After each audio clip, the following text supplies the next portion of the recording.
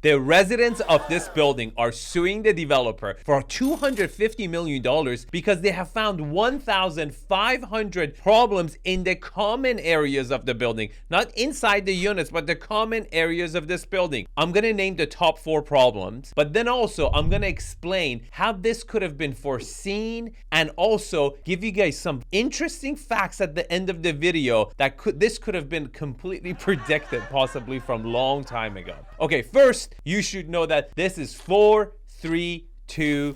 It sounds like a countdown to something bad happening, but it's 432 Park Avenue, right? It's the 6th tallest building. Now, the first thing you notice is how skinny this building is. It doesn't look right, does it? To the naked eye, you're like, this should have a wider base, right? It could tip over. It looks like a pencil, like you're just sticking up. And I've studied engineering, and this is the first time I'm using it. I'm not trying to brag over here, but anything, if you've studied statics or dynamics, you would know if anything goes this tall, you need a much wider base. But supposedly, the architect had foreseen this problem, which is a lot of shaking and moving of the building, and had designated empty floors to allow the wind to go through the building and not disturb the building. However, the residents are still experiencing a lot of sway and crackling sound that is really scary. They're also having problems with elevators. They've had an electrical explosion somewhere in the building, and the building keeps flooding. They're having flooding issues, right? There's obviously 1,496 other problems that the residents have discovered, and this is causing them emotional hardship. It's kind of scary to live there, and also financial hardship because they're not able to sell their units. Currently, the penthouse unit is being marketed all over the internet for a ridiculous number, and I think one of the reasons that it hasn't sold yet is because everyone knows about these problems, right? And they would have to disclose this list of 1,500 items to potential buyers who come in who want to buy this property, and for that reason, it kind of makes it unsellable or very, very hard to sell. Now,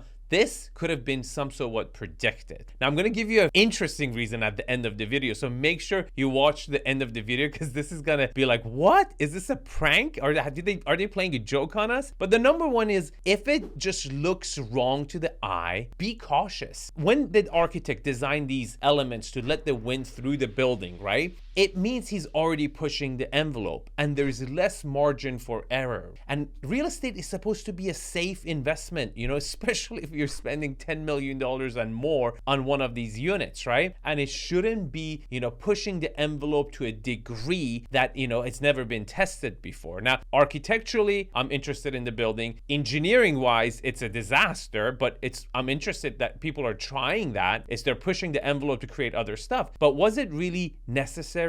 Or was it just kind of out of greed that if we can go higher, we're going to have more units to sell and make bigger profits, right? So you have to be cautious and trust your instincts, right? Just because someone says, hey, it's safe, doesn't mean it's safe. To me, I would have personally never bought a unit in this building because plain and simple, it looks odd to the naked eye, right? Now, here's an interesting fact. I'm about to tell you guys, this is going to blow your mind. Beside the fact that the address sounds like a countdown, like 4, 3, 2, 1, like they're trying to tell us something bad's going to happen, there's one more thing. And this is the perfect time to hit that subscribe button and the like button. Hit it. It makes a great sound. Dopamine release in your body. You're going to feel great. I promise. Now, this is just insane. The irony in this, like, pay attention. The architect of this building designed this building after he was inspired by a waste paper basket.